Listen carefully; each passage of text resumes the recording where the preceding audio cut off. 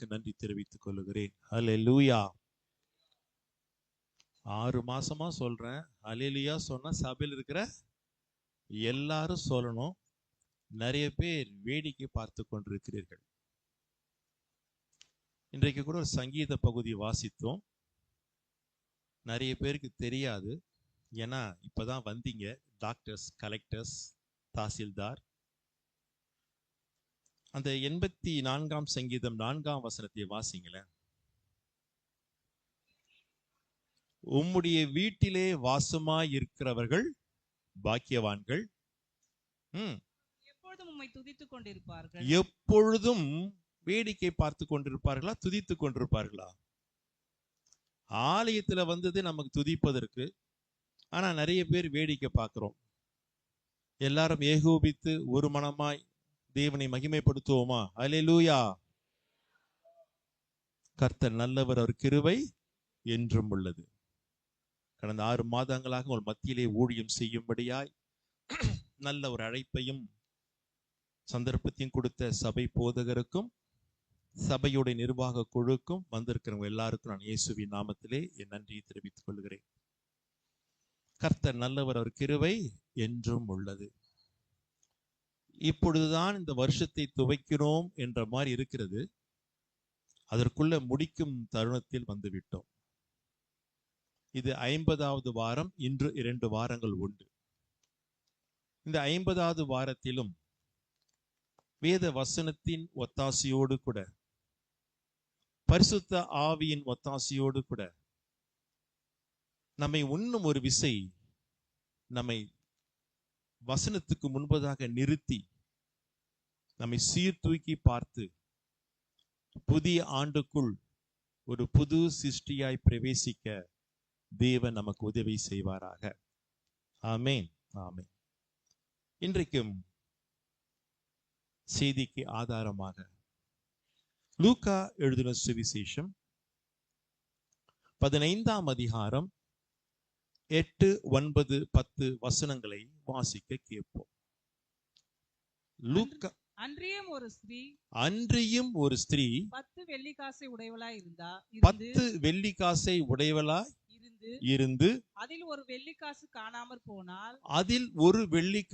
காணாமல் போனால் விளக்கை கொளுத்தி வீட்டை பெருக்கி அதை கண்டுபிடிக்கும் வரைக்கும் ஜாக்கிரதையாய் தேடாமல் இருப்பாளோ? கண்டுபிடித்த பின்பு தன் சிநேகிதரையும் அயல் வீட்டுக்காரரையும் கூட வரவழைத்து காணாமல் போன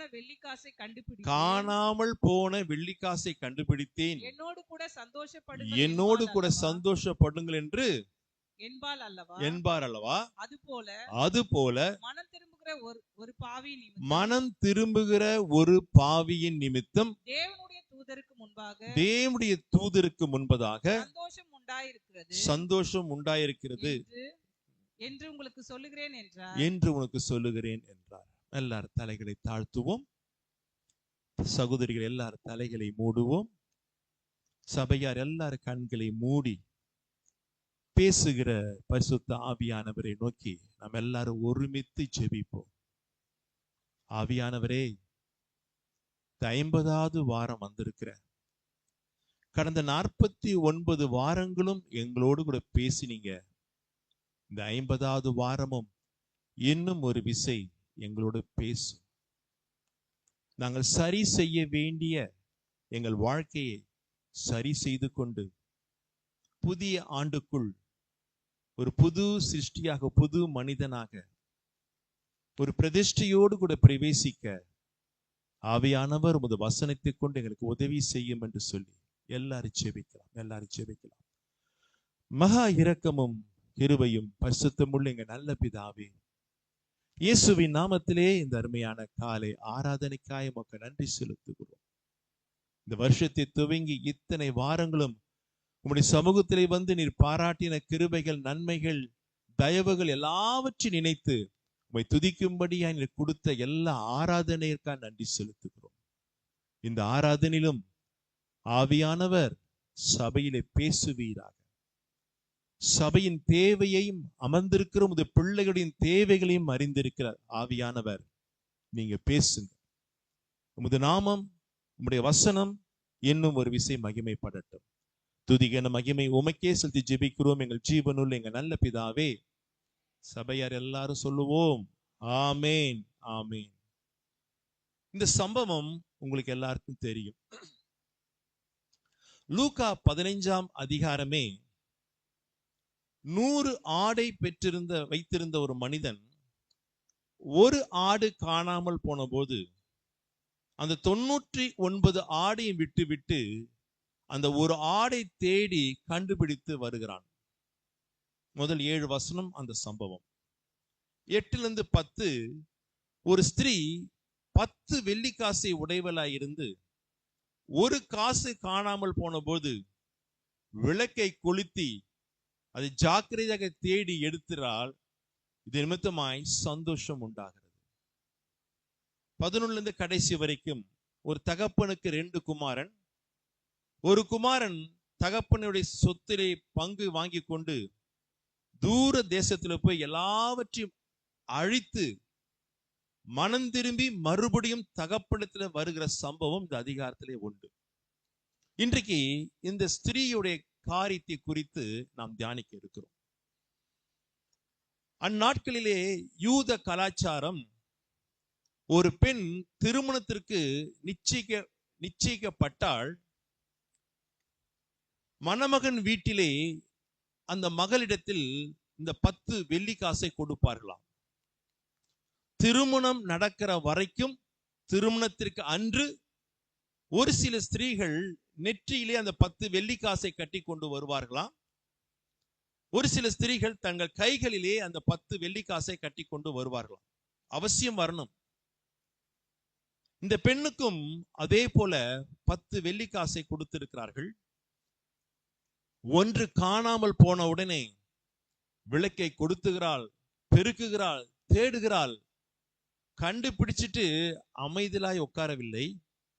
தன் ஃப்ரெண்ட்ஸ், அயலார் எல்லாரையும் கூப்பிட்டு, ஐயோ எனக்கு இந்த காசு கிடைத்து விட்டது, சந்தோஷப்படுகிறாள். காரணம், அந்த காசு இல்லை என்று சொன்னால் மணமகன் வீட்டிலே சொல்லுவார்கள், ஒரு 10 வெள்ளி காசை கூட உன்னால் ஜாக்கிரதையாய் பத்திரமாய் பார்த்து கொள்ள முடியவில்லை என்று சொன்னால் நீ எப்படி குடும்பத்தை நடத்துவ, பிள்ளைகளை பார்த்துக் கொள்வாய் என்று சொல்வார்களே. ஒருவேளை திருமணம் நடக்குமோ நடக்காதோ என்ற பயத்தில் இருந்த அந்த ஸ்திரீக்கு கிடைச்ச உடனே சந்தோஷம் வந்தது. எல்லாரையும் கூப்பிட்டு சந்தோஷப்பட்டாள் என்று அந்த சம்பவம் முடியவில்லை. தொடர்ந்து ஆண்டவர் சொல்லுகிறார், இதே போல ஒரு பாவி மனம் திரும்புதல் நிமித்தம் தேவனுடைய தூதருக்கு முன்பதாக என்ன உண்டாகுமா? சந்தோஷம் உண்டாகும். சந்தோஷம் உண்டாகும். இன்னைக்கு நாம் திரும்ப வேண்டும். தேடி கண்டுபிடிச்சி மனம் திரும்புவோம் என்று சொன்னால் இன்றைக்கும் தேவ தூதனுக்கு முன்பதாக என்ன உண்டாகும்? சந்தோஷம் உண்டாகும். மணவாளன் இயேசு கிறிஸ்து சீக்கிரமாய் வரப்போகிறார். மணவாட்டியாக எனக்கும் உனக்கும் அநேக காசுகளை, வெள்ளி காசுகளை கர்த்தர் கொடுத்திருக்கிறார். அந்த காசுகளை நான் பத்திரமாய் வைத்திருக்கிறேனா, இல்லை இந்த ஸ்திரீயை போல் தொலைத்து விட்டேனா? ஒருவேளை தொலைத்திருந்தால் அன்றைக்கு அவள் விளக்கை கொளுத்தினாள். நமக்கு விளக்கு, வேதமே விளக்கு, கட்டளையே விளக்கு, வேதமே வெளிச்சம். அந்த விளக்கின் வெளிச்சத்திலே நாம் இன்றைக்கு தேடி ஒருவேளை தொலைத்திருந்தால் மறுபடியும் எடுத்துக்கொள்ள தேவன் நமக்கு உதவி செய்வாராக. நமக்கு நாணயத்தை கொடுத்திருக்கார். ஒவ்வொரு நாணயத்துக்கும் ஒரு ஆவிக்குரிய அர்த்தங்கள் உண்டு. நம்மிடத்தில் அந்த நாணயம் இருக்குதா? தொலைச்சிட்டோமா? இத்தனை நாட்கள் தேடாமலே இருந்துட்டோமா? இல்லை தேடி கொண்டிருந்தும் கிடைக்கவில்லையோ? இன்றைக்கு மறுபடியும் கிடைக்க, நமக்கு கொடுக்க தேவன் ஆயத்தமாக இருக்கிறார். எத்தனை பேர் விசுவாசிக்கிறீங்க? அல்லேலூயா. முதலாவது ஒரு நாணயத்தை நான் உதாரணமாய் சொல்லுகிறேன். மத்தேயு எழுதின சுவிசேஷம் 22ஆம் அதிகாரம் 19-20. பரிசேயர் தன்னுடைய சீஷரை அனுப்பி இயேசு கிறிஸ்துவினிடத்திலே குற்றம் கண்டுபிடிக்கும்படியாய் சீஷரை அனுப்புகிறார்கள். ராயனுக்கு வரி செலுத்துவது சரியா இல்லையா? சரி என்று சொன்னால் இவர் தேவகுமாரனாச்ச இப்படி பேசுகிறாரே என்று திருப்பலாம். கொடுக்க கூடாது என்று சொன்னால் தேவனுடைய ராஜ்யத்துக்கு விரோதமாய் செயல்படுகிறார் என்று சொல்லி அவர் மேல் குற்றம் சாட்டலாம் என்று சொல்லி பரிசேயர் சீஷரை அனுப்புகிறார். அப்பொழுது வாசிகள் 19ஆம் வசனத்தை. வரிக்காசை எனக்கு ஆண்டவர் சொல்றாரு, உங்களிடத்தில் இருக்கிற அந்த வரி காசை, வெள்ளி நாணயத்தை என்னிடத்திலே காட்டுங்கள். அவர்கள் ஒரு பணத்தை அவரிடத்தில் கொண்டு வந்தார். அப்பொழுது ஒரு வெள்ளி பணத்தை அவர் கரத்தில் கொடுத்தார்கள். அப்பொழுது அவர் இந்த சுரூபமும் மேல் எழுத்து யாருடையது என்றார். ராயனுடையது என்று சொன்னார்கள். அதற்கு இயேசு, அப்படியானால் ராயனுடையது ராயனுக்கும் தேவனுடைய தேவனுக்கு செலுத்துங்கள் என்றார். அவர்கள் அதை கேட்டு ஆச்சரியப்பட்டு அவரை விட்டு போய்விட்டார்கள். அவன் குற்றம் கண்டுபிடிக்கணும் வந்தான். யாருகிட்ட? இயேசு கிட்ட. ஆனா இயேசு யாருங்க? நம்மள மாதிரி நம்மளே எவ்வளவு உஷாரா பதில் பேசுவோம். ஆனா இயேசு தேவகுமாரன். அருமையாய் சொல்லிட்டார். நல்லா கவனிக்கணும். இதுல சின்ன சத்தியத்தை சொல்லிவிட்டு நான் செய்திக்குள் போகிறேன். வேதம் சொல்லுகிறது, முதலாவது தேவனுடைய ராஜ்யத்தையும் அவருடைய நீதியும் தேடுங்கள் என்று சொல்லுது. ஆனா இந்த இடத்துல வரி செலுத்துகிற இடத்துல ஆண்டவர் சொல்லுகிறார், முதலாவது யாருக்கு செலுத்த வேண்டும்? ராயனுக்கு செலுத்து. வாழ்ந்து கொண்டிருக்கிற இந்த உலகத்திலே அரசாங்கத்துக்கு நாம் செலுத்த வேண்டிய வரிகளை, டாக்ஸை சரியாய் செலுத்திட்டு அப்புறமா யாருக்கு செலுத்த வேண்டுமா? தேவனுக்கு செலுத்த வேண்டுமா? முதல்ல உன் உலகத்துக்கு, தேசத்துக்கு, உன் நாட்டுக்கு எப்படி இருக்க வேண்டுமா? ஆண்டவர் சொல்கிறாரு, உண்மையா இரு, அப்புறமா நீ யாருக்கு செலுத்தலாம்? எனக்கு செலுத்தலாம் என்று சொல்லுகிறார். நம்ம அநேக இந்த நாட்களிலே டாக்ஸ் கட்டாமலேயே காலத்தை ஓட்டுவோம். அதுக்கு வேண்டிய காரியங்களை, அதுக்காகவே படித்தவர்கள் இருக்கிறார்கள், ஆடிட்டர்ஸ். அதுக்கு என்ன பில்லு கொடுக்கணும், எப்படி கொடுத்தா என்ன செய்யலாம், என்ன ஃப்ராடு பண்ணலாம், எல்லாம் செய்யறாங்க. ஆனா ஆண்டவர் சொல்றாரு, அதுல முதல்ல நீ எதுல உண்மையாரு?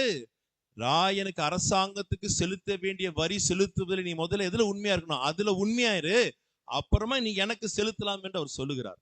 சத்தியம் அதுமில்ல. நான் சத்தியத்துக்குள் வருகிறேன். நாணயத்தை காட்ட சொன்னார். நாணயத்தை நீங்கள் பார்த்திருக்கீங்களா? நீங்களா வாழ்க்கையில நல்லா நோட்ல புரள்றீங்களோ? காயினை பார்த்து இல்லையோ? பார்த்திருக்கீங்க. ஒரு 10 ரூபாய் நாணயம், ஒரு 5 ரூபாய் நாணயம் சொன்னா அதுல என்ன இருக்கும்?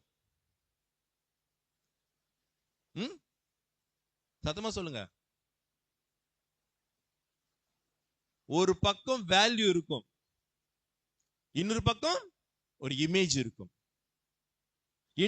இந்திய காயின் என்று சொன்னால் 5 ரூபாய் போட்டிருக்கும், அந்த பக்கம் என்ன இருக்கும்? சிங்கர். எத்தனை சிங்கர் இருக்கும்? 3, 4 சிங்கர் இருக்கும். நீங்க குவைத், துபாய்க்கு போனீங்கன்னா அந்த 5 போட்டிருக்கும், பின்பக்கம் பாத்தீங்கன்னா அந்த தேசத்து ராஜாவின் படம் போட்டிருக்கும். அந்தந்த ஊருக்கு அந்தந்த படம் இருக்கும். இங்க அந்த ஆண்டவர்கிட்ட காண்பித்த காயின்ல யார் இருந்தார்? ராயன் இருந்தார். ஓகே, அது இருக்கட்டும். ஒரு நாணயத்துல வேல்யூ மிக முக்கியம். வேல்யூ இல்லாம அந்த நாணயத்தை நம்ம எங்கே செலவு செய்ய முடியுமா? வாங்குவாங்களா? வாங்க மாட்டாங்க. அதே போல எந்த அரசாங்கத்துக்கு உரியது என்கிற இமேஜும் இருக்க வேண்டும். இது ரெண்டும் சேர்ந்தாதான் நாணயத்துக்கு மதிப்பு. நாமெல்லாம் ஒரு நாணயம், நமக்கு ஒரு வேல்யூ உண்டு. எது வேல்யூ தெரியுமா? நம்மகிட்ட எது வேல்யூ? கழுத்துல போட்டுக்கிற 10 பவுன் செயினா, தாலியா? எது வேல்யூ? நம்முடைய ஆத்துமா வெளியேற பெற்றது. வேல்யூ, அதான் வேல்யூ, வெளியேற பெற்றது. காரணம், மனிதனை மண்ணிலே உருவாக்கி அவன் நாசியிலே என் தேவன் ஜீவ ஆத்துமா சுவாசத்தை ஊதி அவனை என்னவாய் மாற்றினாரு? ஜீவ ஆத்துமாவை மாற்றினாரு. இந்த சோல் சோ வேல்யூ. எவ்வளவு வேல்யூ தெரியுமா? சொல்றேன். பைபிள் சொல்லுது, ஒருவன் உலகம் முழுவதையும் ஆதாயப்படுத்தினாலும் தன் ஆத்துமாவை நஷ்டப்படுத்துவதனால் அப்போ உலகத்தில் இருக்கிற எல்லா விலை மதிக்க முடியாத ப்ராப்பர்ட்டி, பொருள், தங்கத்தை விட எது காஸ்ட்லி? என் ஆத்துமா காஸ்ட்லி. இந்த நாணயத்தில் வேல்யூ ஆத்துமா எப்படி இருக்கிறது? எசேக்கியேல் தீர்க்கதரிசி சொல்லுகிறான் 18ஆம் அதிகாரம் 20ஆம் வசனத்துல, பாவம் செய்கிற ஆத்துமாவே சாகும். பாவம் செய்கிற ஆத்துமாவே சாகும். இந்த ஆத்துமா வேல்யூவா இருக்கா, செத்து போச்சா? இந்த வருஷத்தின் கடைசியில வந்திருக்கிறோம். வேல்யூ எப்படி இருக்கு? காயினுடைய வேல்யூ, ஆத்துமா எப்படி இருக்கிறது? செத்து போயிருக்கும் என்று சொன்னார். இன்றைக்கு இந்த வேத வசனத்தின் வெளிச்சத்திலே நாம் மறுபடியும் அதை உயிர்ப்பித்துக் கொள்ள இன்றைக்கு தேவன் நமக்கு உதவி செய்வாராக. நாம் எப்பொழுதெல்லாம் தேவனுக்கு பிரியமில்லாத பாவங்களை செய்யும் பொழுதெல்லாம் என் தேவனால் ஊதி, என் நாசியில ஊதி ஜீவ ஆத்துமாவை நான் என்ன செய்கிறேன்? சாகடிக்கிறேன். சாகடிக்கிறேன். நாணயம் மிக முக்கியம், வேல்யூ மிக முக்கியம். நீங்க உடனே சொல்லலாம், நினைக்கலாம், நான் குடிப்பதில்லை, விபச்சாரம் வேசித்தனம் பண்ணுவதில்லை, கொலை செய்யல, அது செய்யல, அது செய்யல. ஓகே, ஸ்தோத்திரம், நல்லதுதான், செய்யலதான். அது மாத்திரம் பாவம் என்று நாம் நினைக்க கூடாது. வேதத்தை நீங்கள் வாசித்து பார்க்கும்போது, நான் இப்ப சொல்லக்கூடிய பாவங்கள் இருந்தாலும் இந்த ஆத்துமா செத்ததே. அதை நாம் சரி செய்து கொள்வோம் என்று சொன்னால் மறுபடியும் இந்த ஆத்துமா உயிரடைய இன்றைக்கு தேவன் நமக்கு உதவி செய்வார். 1 சாமுவேலின் புஸ்தகம் 12ஆம் அதிகாரம் 23ஆம் வசனத்தை வாசிக்க கேட்போம். சாமுவேல் தீர்க்கதரிசி இஸ்ரவேல் ஜனங்களை பார்த்து சொல்லுகிறான், நானும் உங்களுக்காக விண்ணப்பம் செய்யாமல் ஜெபம் செய்யாமல் இருப்பேன் என்றால் கர்த்தருக்கு விரோதமாய் பாவம் செய்கிறவனாய் இருப்பேன். அது எனக்கு தூரமாய் இருப்பதாக. போதும் போதும் போதும். சாமுவேல் சொல்லுகிறான், நானும் உங்களுக்காக மற்றவர்களுக்காக ஜெபிக்காமல் விண்ணப்பம் செய்யாமல் இருந்தால் அது என்னவா? யாருக்கு விரோதமான பாவமா? கர்த்தருக்கு விரோதமான பாவமா? ஆகையினால் அந்த பாவம் எனக்கு தூரமாயிருப்பதாக. சபையே, இன்னைக்கு சபையில அநேகர் தங்களுக்காகவே ஜெபிக்கிறது இல்லை. ஊழியக்காற்ற தலையை கொடுத்து ஜெபிச்சுட்டு போன் பண்ணி ஜெபம் பண்ணிட்டேன் என்று சொல்லக்கூடிய காலத்துல இன்னைக்கு கிறிஸ்தவ உலகம் போய்கொண்டிருக்கிறது. இதுல என்றைக்கு நீங்களும் நான் மற்றவர்களுக்கு எப்ப ஜெபிக்க போகிறோம்? நானும் உங்களுக்காக ஜெபிக்காமல் இருப்பேன் என்று சொன்னால் அது கர்த்தருக்கு விரோதமான இந்த பாவம் இருந்தாலும் ஆத்துமா செத்ததே. பாவத்துல சின்ன பாவம் பெரிய பாவம் எல்லாம் கிடையாது. பாவம் பாவம் தான். எந்த பாவம் செய்தாலும் ஆத்துமா சாகும். வேல்யூ போச்சு, நோ வேல்யூ. இன்னைக்கு வேல்யூ இருக்கா? நம்ம ஜெபிக்கிறோமா? நமக்காக எவ்வளவு நேரம் ஜெபிக்கிறோம்? நம்முடைய குடும்பத்துக்காக எவ்வளவு நேரம் ஜெபிக்கிறோம்? மற்றவர்களுக்காக, சபைக்காக, மற்றவர்களுக்காக, ஊழியக்காரர்களுக்காக, போதகர்களுக்காக எவ்வளவு நேரம் ஜெபிக்கிறோம்? அது இல்லை என்று சொன்னால் அது ஒரு மனுஷனுக்கு விரோதமாய் செய்கிற பாவம் இல்லையா? யாருக்கு விரோதமாக செய்கிற பாவம்? கர்த்தருக்கு விரோதமானது. கர்த்தருக்கு விரோதமாய் பாவம் செய்த ஆத்துமா பிழைத்திருக்குமா, செத்து இருக்குமா? செத்து இருக்கும். சபையே, கொஞ்சம் நிதானி. வருஷத்துக்கு கடைசியில வந்துட்டோம். இவையெல்லாம் சரி செய்து புதிய ஆண்டுக்குள் பிரவேசிக்க, ஒரு புது சிருஷ்டியாக, ஒரு புதிய தரிசனத்தோடு, ஒரு புது பிரதிஷ்டையோடு கூட பிரவேசிக்க தேவன் நமக்கு உதவி செய்வாராக. மாற்றுவோம், வாழ்க்கை முறையை மாற்றுவோம். தயவு செய்து ஜெபம் பண்ணுங்கள். எஸ்பெஷலி நான் சொல்லுகிறேன், என்னுடைய ஜெபத்தின் ஸ்டைல நான் சொல்றேன், மற்றவர்களுக்காய் முதல்ல ஜெபம் பண்ணிட்டு கடைசியாக தான் நான் எனக்கு ஜெபம் பண்ணுவேன். நீங்களும் மற்றவர்களுக்காய் முதல்ல ஜெபம் பண்ணுங்கள். உங்கள் ஜெபத்துக்கு உடனே பதில் வரும். எப்ப பாரு என்ன ஆசீர்வதியும், என் வீட்டுக்கார ஆசீர்வதியும், மனைவி ஆசீர்வதியும், பிள்ளை ஆசீர்வதியும், என் பிசினஸ் ஆசீர்வதியும், இதேதான். கொஞ்சம் நிறுத்துவோம், கொஞ்சம் மற்றவர்களை நினைப்போம். நீ ரொம்ப தூரம் போக வேணாம். உங்கள் சபையில, உங்கள் அவயங்களாகிய கிறிஸ்து தலை நம்ம எல்லாம் யாரு? அவயங்கள், உங்கள் அவயங்களுக்கு ஜெபம் பண்ண ஆரம்பிங்கள். நானும் உங்களுக்காக ஜெபம் பண்ணாதிருப்பேனாகில் அது கர்த்தருக்கு விரோதமான பாவம். அந்த பாவம் எனக்கு எப்படி இருக்கணுமா? தூரமாய் இருப்பதாக. இன்றைக்கு அது தூரமாய் போகட்டும். தூரமாய். தயவு செய்து மற்றவர்களுக்காய் ஜெபம் பண்ணுங்கள். மற்றவர்களுக்காய் ஜெபம் பண்ணுங்கள். மோடிக்கு அமித்ஷாக்கு ஜெபம் பண்ண சொல்ல, அநேக மோடி அநேக அமித்ஷா உள்ள இருக்கிறாங்க. அவங்களுக்கு ஜெபம் பண்ணுங்க. அவங்களுக்கு ஜெபம் பண்ணுங்கள். சபையா மாறிச்சுன்னா மோடி ஆட்டோமேட்டிக்கா சபையை தேடி ஓடி வருவாரு.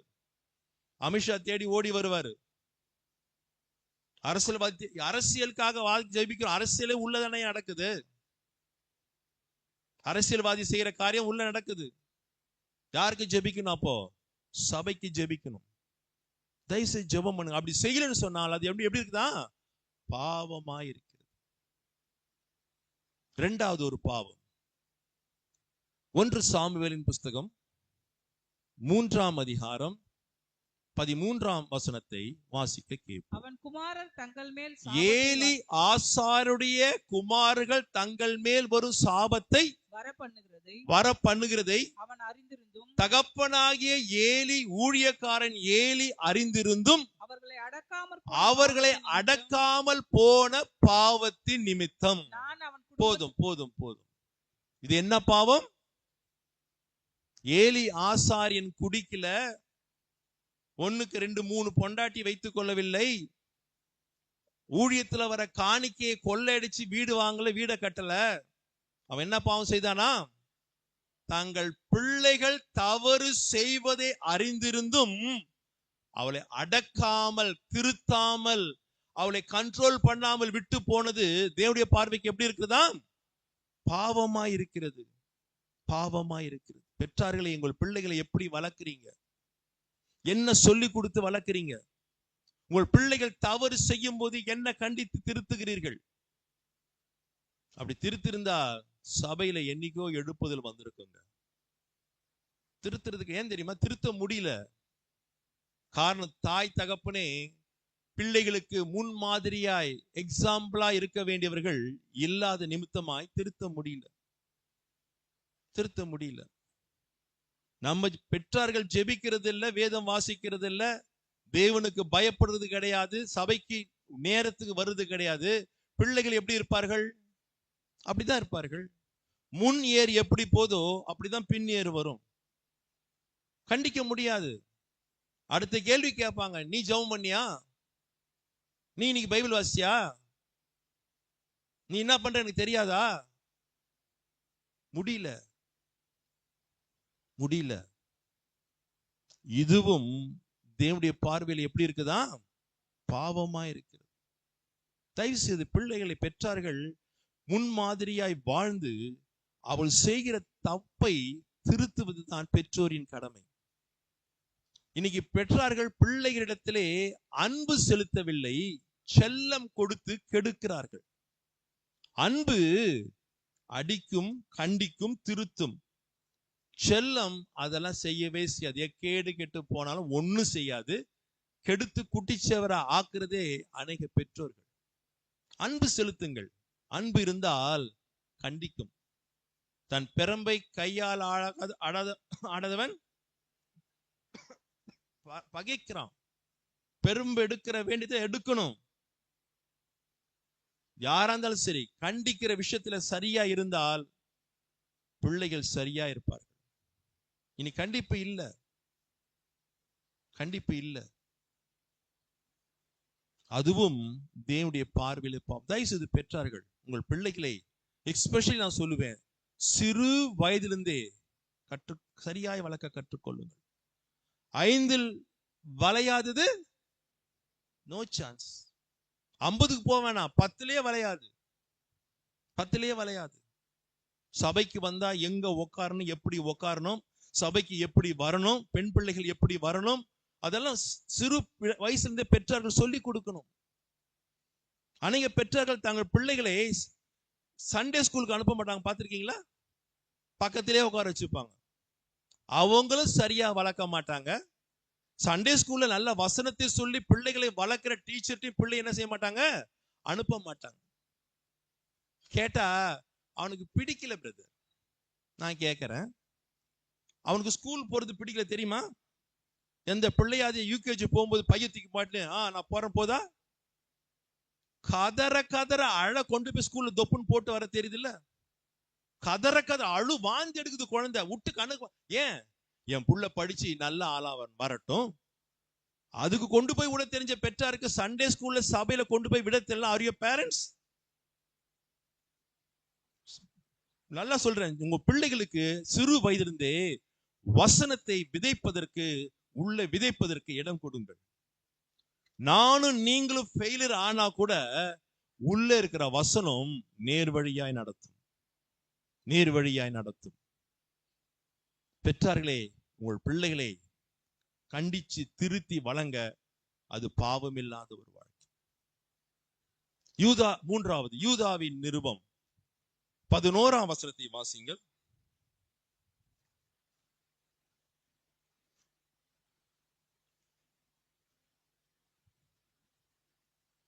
இவர்களுக்கு ஐயோ, இவர்கள் காயினுடைய வழி. யூதா கண்டுபிடிக்க எவ்வளவு நேரம்? இதுல யாருக்கு ஐயோன்னே தெரியல. இவர்களுக்கு ஐயோ, இவர்கள் காயினுடைய வழியில் நடந்து, இவர்கள் காயினுடைய வழியிலே நடந்து பிலேயாம் கூலிக்காக செய்த வஞ்சகத்திலே, பிலேயாம் கூலிக்காக செஞ்ச வஞ்சகத்திலே விரைந்தோடி கோரா எதிர்த்து பேசின பாவத்தின் நிமித்தம் கெட்டு போனார்கள். இது என்ன பாவம்? எது பாவம்? எதிர்த்து பேசுவது. இங்க இருக்க யாருக்கும் அப்படி தெரியாது நான் நினைக்கிறேன். சிரிப்பா பார்த்தாலே தெரியுது.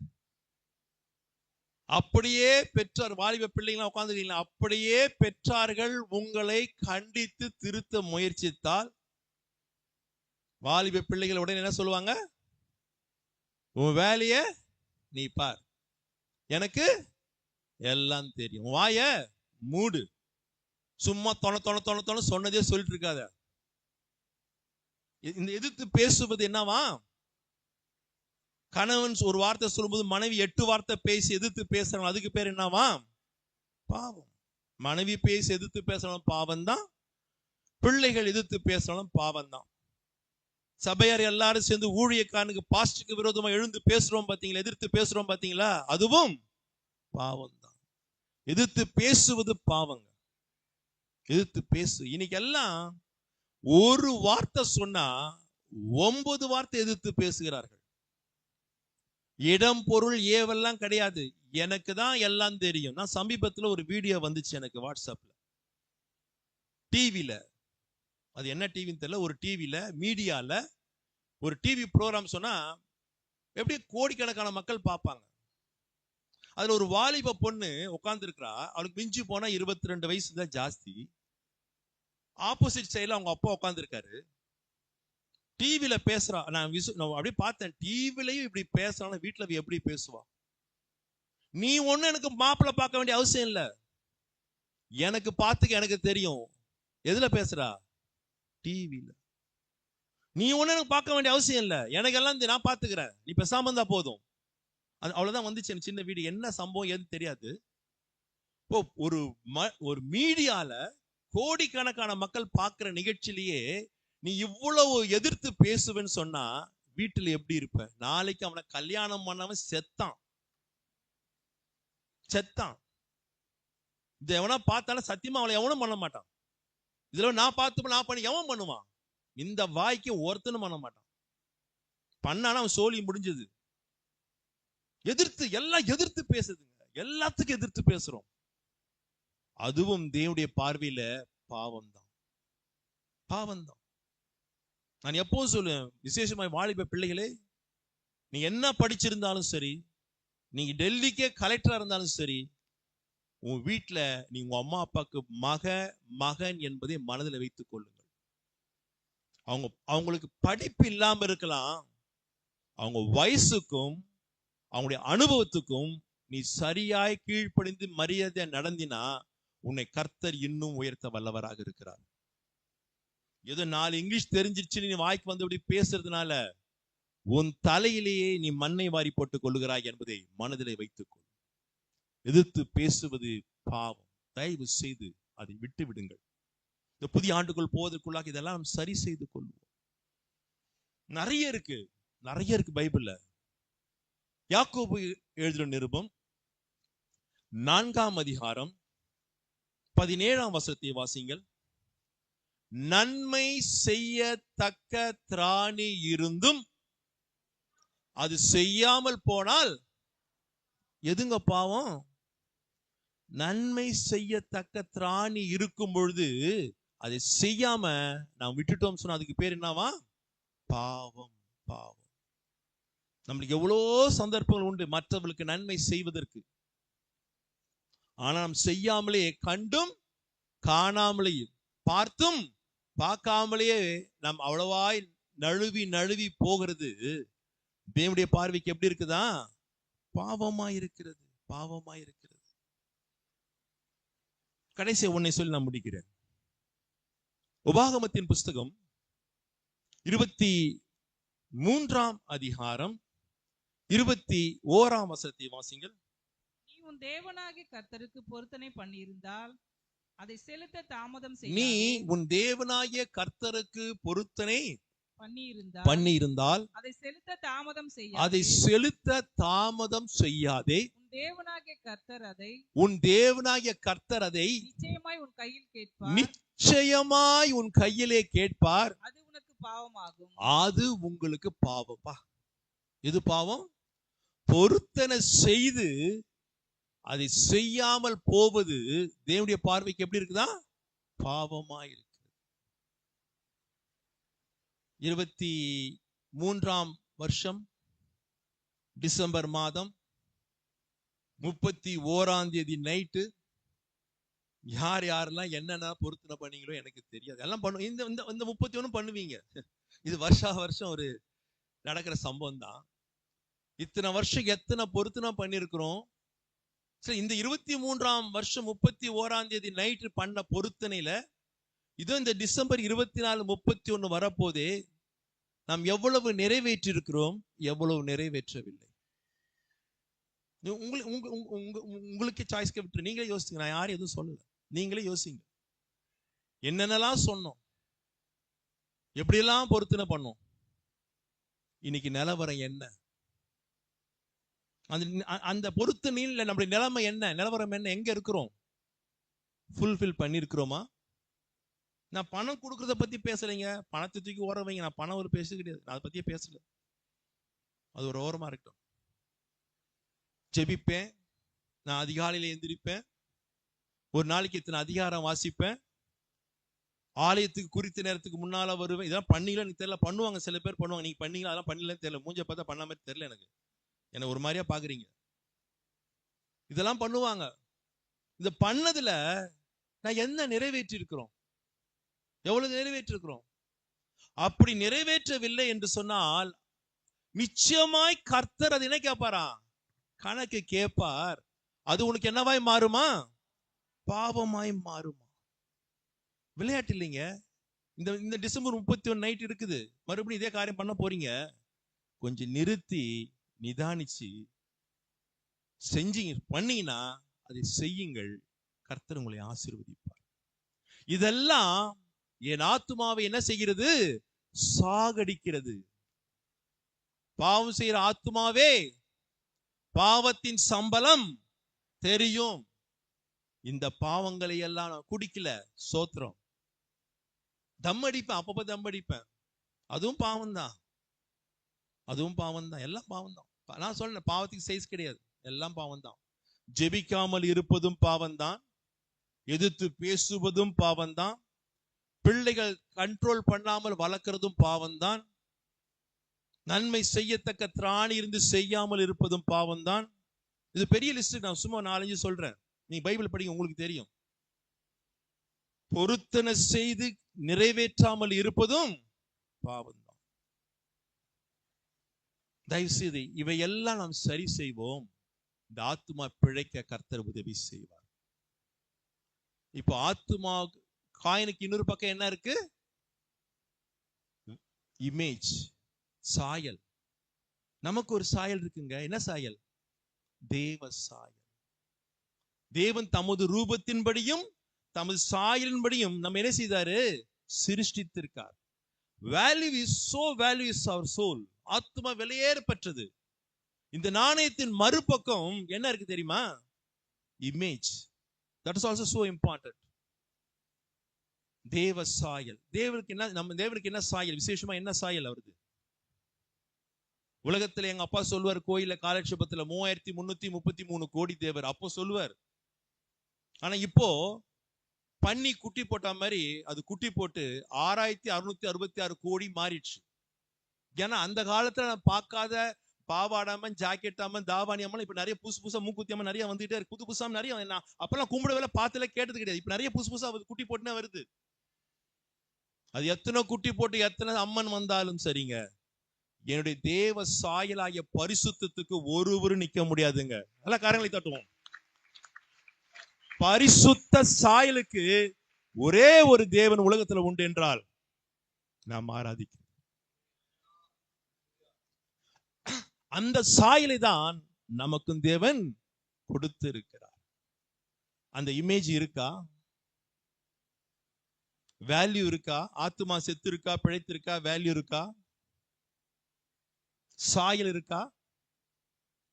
ஒரே ஒரு சாயல், பரிசுத்தமான சாயல், பரிசுத்த சாயல். அது இழந்தோம் என்று சொன்னால், வேல்யூ போனாலே மரணம், சாயல் அத்தோட சாயலும் போயிடும், மரணம். இரண்டாம் மரணம் தான். உங்களுக்கு எல்லாருக்கும் அந்த வசனம் தெரியும், நான் விசுவாசிக்கிறேன். எவர்களை முன் குறித்திருக்கிறாரோ அவளை அழைத்திருக்கிறார்.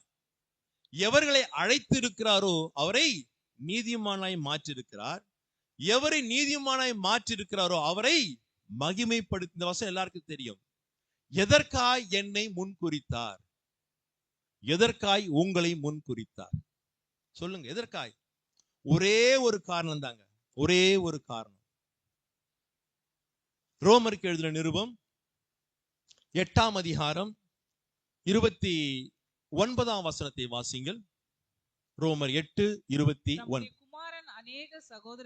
நம்முடைய குமாரன் அநேக சகோதரருக்குள்ளே முதற் பேராய் இருக்கும் பொருட்டு தேவன் எவர்களை முன்குறித்தாரோ, நல்லா படிங்கம்மா, தேவன் எவர்களை முன்னறிந்தாரோ முன்குறித்தாரா? முன்னறிந்தாரோ அவரை தமது குமாரனுடைய சாயலுக்கு ஒப்பாய் இருக்கும்படியாய் முன்குறித்தார். முன் அறிந்தார். எதற்காக? தம்முடைய ஒரே பிறந்த குமாரன் இயேசு கிறிஸ்துவின் சாயலுக்கு ஒப்பாய் இருக்கும்படியாய் முன்குறித்தார். என்னை உங்களை ஏன் முன்குறித்தார் தெரியுமா? இயேசுவின் அந்த பரிசுத்த சாயலுக்கு ஒப்பாய் இருக்கும்படியாய் முன்குறித்தார். அழைத்தார், இரத்தத்தினால் கழுவினார், நீதிமானாய் மாற்றினார், மகிமைப்படுத்தினார். ஸ்தோத்திரம். இன்றைக்கு அந்த சாயல் இருக்கா? இருந்த ஸ்தோத்திரம், இருந்த கர்த்தருக்கு ஸ்தோத்திரம். இல்லை என்று சொன்னால் நாம் மறுபடியும் பெற்றுக்கொள்ள நம்மை ஒப்பு கொடுப்போம். நம்மை பரிசுத்தம் ஆக்குகிறவர் அவர் ஒருவரே. சமாதானத்தின் தேவன் தாமே உங்கள் ஆவி ஆத்துமா சரீரத்தை முற்றும் பரிசுத்தமாக்குவாராக. அவர் தான் பரிசுத்தமாக்க முடியும். யாரை ஆக்குவார் தெரியுமா? யார் வாஞ்சித்து நம்மை ஒப்பு கொடுத்து, ஆண்டவரே பரிசுத்தம் உமது சாயலை இழந்து போகாமல் வாழ எனக்கு உதவி செய்யும் என்று சொல்லி நாம் எவ்வளவுக்கு எவ்வளவு ஒப்பு கொடுக்கிறோமோ அவ்வளவுக்கு அவ்வளவு நம்மை பரிசுத்தமாய் மாற்ற என் தேவன் வல்லவராக இருக்கிறார். முதல்ல பரிசுத்தமாய் ஜீவிக்கணும் என்ற எண்ணம், வாஞ்சை, தாகம் இருக்கணும். என்னை முன்குறித்தார், குமாரனுடைய சாயலுக்கு ஒப்பா இருக்கும்படியாய். ப்ரீ டிஸ்டைன், இங்கிலீஷ்ல பாத்தீங்கன்னா முன்குறித்தார், முன்னாலே டிஸ்டைன் பண்ணிட்டார். என்னன்னு? யார் சாயல்? விஜய் அஜித் சாயல் அல்லமா, நயன்தாரா அமலாபால் சாயல் அல்ல. யார் சாயல்? இயேசு தேவ சாயல். இந்த 25ஆம் தேதி 31ஆம் தேதி அமலாபால், விஜய், அஜித் எல்லாம் உள்ள பார்க்கலாம், சபையில பார்க்கலாம். அந்த நடிகையின் கோலங்களை எல்லாம் உள்ள பார்க்கலாம். அந்த சாயலுக்கு ஆண்டவர் நம்ம முன் குறிக்கவில்லை. எந்த சாயலுக்கு முன் குறித்திருக்கார் தெரியுமா? அவருடைய குமாரனை சாயலுக்கு ஒப்பார். அப்படி இருந்தால்தான் நம்முடைய முடிவு மகிமை. 1 யோவானின் புஸ்தகம் 3ஆம் அதிகாரம் 2-3 வாசிங்கள். பிரியமானவர்களே, பிரியமானவர்களே, இப்பொழுது தேவனுடைய பிள்ளையாய் நல்லா கவனிங்கள். இப்பொழுது நானும் நீங்களும் தேவனுடைய பிள்ளைகளாய் இருக்கிறோம். அவருடைய நாமத்தின் மேல் விசுவாசம் உள்ளவராய் அவர் ஏற்றுக்கொண்ட எத்தனை பேர்களும் அத்தனை பேரும் அவருடைய பிள்ளைகளாகும்படி நமக்கு அதிகாரப்படுத்தி பிள்ளைகளாக இருக்கிறோம். இனி எவ்விதமாய் இருப்போம் என்று இன்னும் வெளிப்படவில்லை. ஆகிலும் அவர் வெளிப்படும் என் ஆண்டவராகிய இயேசு கிறிஸ்து மத்திய ஆகாயத்திலே வெளிப்படும் பொழுது அவர் இருக்கிற வண்ணமாக நம்ம எப்படி மாற போகிறோம்? அவர் இருக்கிற வண்ணமாகவே நாம் அவரை தரிசிப்பதினால் அவருக்கு ஒப்பாய் இருப்போம் என்று அவர் மத்திய ஆகாயத்துல வரும்பொழுது நாம் அவரை போலவே மாறி தரிசித்து அவருக்கு ஒப்பாய் இருக்கிறோம். இந்த நம்பிக்கை எத்தனை பேர் இருக்கு? அல்லேலூயா சொல்ல உங்க கை உண்மையா இந்த நம்பிக்கை எத்தனை பேருக்கு இருக்கு? கை தூக்கி காட்டு பார்க்கலாம். இந்த நம்பிக்கை தான் கிறிஸ்துவனுக்கு தேவன் கொடுத்திருக்கிற மகிமையான நம்பிக்கை. இந்த நம்பிக்கை உடையவன் என்ன செய்யணுமா? அடுத்த வசனம் வாசிங்கள். அவர் சுத்தமுள்ளவராய் இருக்கிறது போல அவர்கள் இப்படிப்பட்ட நம்பிக்கை இப்படிப்பட்ட அவர் மேல் நம்பிக்கை வைத்திருக்க எவனும் அவர் சுத்தமுள்ளவராய் இருக்கிறது போல தன்னை சுத்திகரித்து நம்ம அப்படியே சுத்திகரித்து அவர் சுத்தமா இருக்கிறது போல நாம சுத்தமாய் அந்த இமேஜ் அந்த சாயலை எழுந்து போகாமல் ஒவ்வொரு நாளும் நம்ம சுத்திகரித்து கொண்டே இருந்தால் அந்த இமேஜை இழக்காமல் இருப்போம்னு சொன்னால் அவர் வரும்போது அவர் இருக்கிற வண்ணமாகவே மாறும். வேல்யூ முக்கியம், இமேஜும் முக்கியம். இரண்டாவதாய் நான் வேறொரு நாணயத்தை சொல்லுகிறேன். லூக்கா எழுதின சுவிசேஷம் 10ஆம் அதிகாரம் 35ஆம் வசனத்தை வாசிங்கள். மறுநாளிலே நான் புறப்படும் பொழுது 2 பணத்தை எடுத்து 2 வெள்ளி பணம் எல்லாமே இங்கிலீஷ்ல படிச்சு பார்த்தேன். சில்வர் காயின் எடுத்து சத்திரத்தான் கையிலே கொடுத்து நீ இவனை விசாரித்துக்கொள். அதிகமாக இவனுக்காக ஏதாவது செலவு பண்ணியிருந்தால் நான் திரும்பி வரும்பொழுது தருகிறேன். போதும். இந்த சம்பவம் எல்லாருக்கும் தெரியும். ஒருவன் எருசலேமில் இருந்து சபையில இருந்து எரிகோவுக்கு போகையிலே கல்லர் கையில அகப்பட்டு கல்லர்கள் அவனை அடித்து வஸ்திரத்தை உரிந்து குற்றூராய் விட்டு போய்விட்டார்கள். ஆசாரியன் அந்த பக்கம் வந்தான், லேவியன் அந்த பக்கம் வந்தான். வந்துட்டு என்ன செஞ்சுட்டான்? பக்கமாய் விலகி போயிட்டான். ஆனா நல்ல சமாரியன் ஆகிய இயேசு, நல்ல சமாரியன் வந்து அவனை கண்டு மனதுருகி அவன் காயங்களை கட்டி தன் சுய வாகனத்திலே ஏற்றி சத்திரத்திலே ஆலயத்திலே கொண்டு வந்து விட்டு அந்த ஆலயத்திலே சத்திரக்காரனாகிய அந்த ஊழியக்காரன் கையில 2 பணத்தை கொடுத்து 2 வெள்ளிக்காசை கொடுத்துட்டு போனார். அந்த 2 வெள்ளிக்காசு வேற எதுவும் இல்ல. இன்னைக்கு ஊழியக்காரன் கையில மாத்திர நம்ம எல்லார் கையிலும் தேவன் கொடுத்திருக்கிறார் அந்த பழைய ஏற்பாடும் புதிய ஏற்பாடும். இந்த வேத வசனத்தோடு கூட நாம் எவ்வளவாய் பயணிக்கிறோம், இந்த வேத வசனத்துக்கு நாம் எவ்வளவாய் முக்கியத்துவம் கொடுக்கிறோம். அநேகர் சபைக்கு வரும்போது என்ன கொண்டு வருவது இல்ல? சத்தமா தான் சொல்லுங்களேன். பைபிள் கொண்டு வருது கிடையாது. அப்படியே கொண்டு வந்தாலும் நாங்க என்ன செய்ய மாட்டோம்? திறக்க மாட்டோம். ஆராதனை போகும்போது 10 தடவை செல்போனை திறந்து பார்ப்போம். ஆனா எதை திறக்க மாட்டோம்? இந்த வசனம் அவ்வளவு முக்கியங்க. இந்த சத்திய வசனம் பழைய ஏற்பாடும் புதிய ஏற்பாடும் தான் இந்த வேல்யூ ஆகிய ஆத்துமாவை காத்துக்கொள்ள நமக்கு என்ன செய்யும்? உதவி செய்யும். இந்த சத்திய வசனம் தான் தேவ சாயலை இழந்து போகாமல் காத்துக்கொள்ள நமக்கு என்ன செய்யும்? உதவி செய்யும். நானும் கடந்த 6 மாசமா அந்த சபைக்கு வருகிறேன். பாட்டு பாடி முடிச்சு இந்த 2 பேர் எஞ்சி போவாங்க. எங்க போறாங்க, எதுக்கு போறாங்க, என்னத்துக்கு போறாங்க எனக்கு எதுவும் தெரியல. எதுக்கு சபைக்கு வராங்கன்னு எனக்கு தெரியல. இன்னும் 2 பாட்டுக்கு கீங்காங்கும் டும் டம் டம் அஷ்டா பெருசா சாதிச்சிட்டோம்னு நினைக்கிறாங்க. எதை அவமதிக்கிறாங்க தெரியுமா? இந்த சத்திய வசனத்தை அவமதிக்கிறாங்க. நான் 6 மாசமா பாக்குறேன். என்ன இல்ல பாஸ்டர் அல்ல, யாரை திரும்ப அவமதிக்கிறாங்க? அழகான ஏசியார். இது இந்த மாதிரி சபை நீங்க எங்க இருக்குங்க?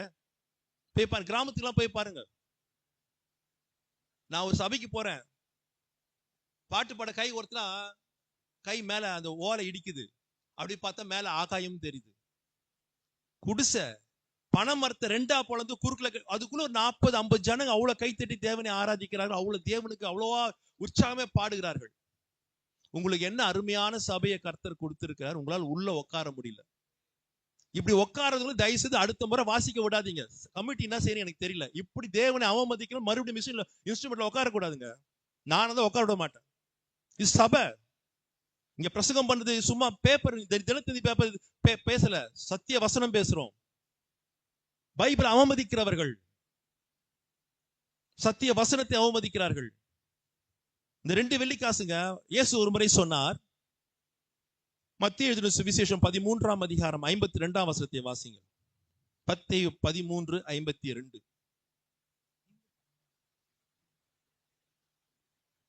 சீக்கிரமா டக்கு டக்குன்னு வாசிங்கம்மா. மத்தேயு எடுக்கிறது கஷ்டப்படுறீங்க. மத்தேயு 13:52. மைக்ல வாசிங்க. வாசிங்கம்மா, மைக்ல தான் வாசிங்கம்மா, ஏமா தள்ளி விடுறீங்க? அப்பொழுது இயேசு அவர்களை நோக்கி, மைக் கிட்ட வச்சு வாசிங்க. இப்படி இருக்கிறபடியால் பரலோக ராஜ்யத்துக்கு அடுத்தவைகளில் உபதேசிக்கப்பட்டு தேறின வேத பாரகன் எவனும் தன் பொக்கிஷத்திலிருந்து புதியவைகளையும் பழையவைகளையும் எடுத்து கொடுக்கிற, போதும். பழசிலிருந்தும் புதுசிலிருந்தும் நாங்க எங்க இருந்து பேசுறோம்? ஓல்ட் டெஸ்டமெண்ட்ல இருந்தும் நியூ டெஸ்டமெண்ட்ல இருந்தும் இதுல இருந்தா எடுத்து கொடுக்கிறோம். ஆனா இந்த வசனத்தை கேட்பதற்கு இந்த 2 பேருக்கு என்ன செய்யுது? கஷ்டமா இருக்கு. எனக்கே ரொம்ப கஷ்டமா இருக்கு. நான் 6 மாசமா நான் சொல்றேன், புறக்கணிக்கிறவர்கள் தேவனையும், வார்த்தை யார் தெரியுமா? இயேசுதான் அந்த வார்த்தை. அந்த வார்த்தை மாம்சமாகி தான் வந்துச்சு. அந்த வார்த்தையை, அந்த இயேசுவை அவமதிக்கிறார்கள்.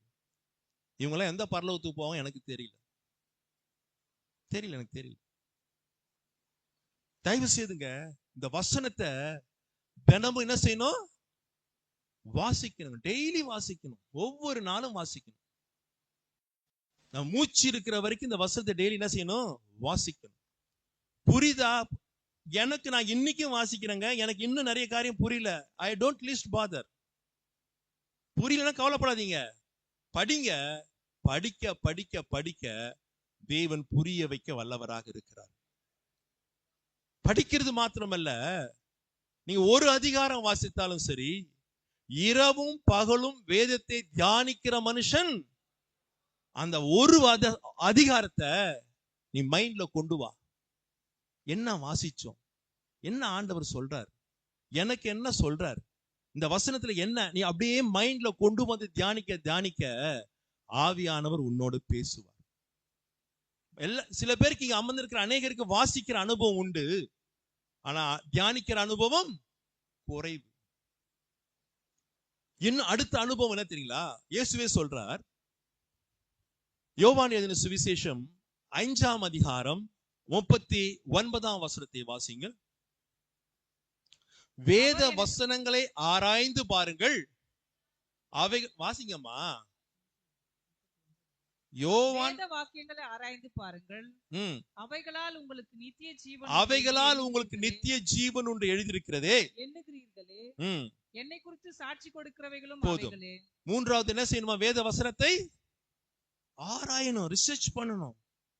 எத்தனையோ புத்தகங்கள் இன்னைக்கு வந்திருக்கு, எவ்வளவோ பைபிள்ஸ் வந்திருக்கு, எத்தனையோ கமெண்ட்ரி வந்திருக்குது. வாங்கி உட்கார்ந்து வச்சு பிரிச்சு படிச்சு இந்த வசனத்தை, அந்த வசனத்தை நம்ம என்ன செய்யணும்? ஆராய ஆண்டவர் என்னோடு பேச பேச அந்த வசனம் என்னை ஆத்துமா செத்து போகாமல் காத்துக்கொள்ளும். அந்த வசனம் தேவ சாயலை இழந்து விடாமல் காத்துக்கொள்ளும். ஆராய்ச்சி. நம்ம என்னென்ன ஆராய்ச்சி செய்யறோம்? இந்த சிஸ்டர் காதுல போட்டு கம்மல் கோல்டா டூப்ளிகேட்டா, இது ஒரிஜினல் பட்டா டூப்ளிகேட் பட்டா, என்னென்னலாம் ஆராய்ச்சி பண்றோம். அதெல்லாம் தூக்கி குப்பையில போடுங்க. எதை ஆராய்ச்சி பண்ணணும் தெரியுமா? வசனத்தை ஆராயுங்க சொல்லிட்டு அடுத்த வசனம் ஆண்டவர் சொல்றாரு. வாசிங்க, அடுத்த வசனம் வாசிங்க.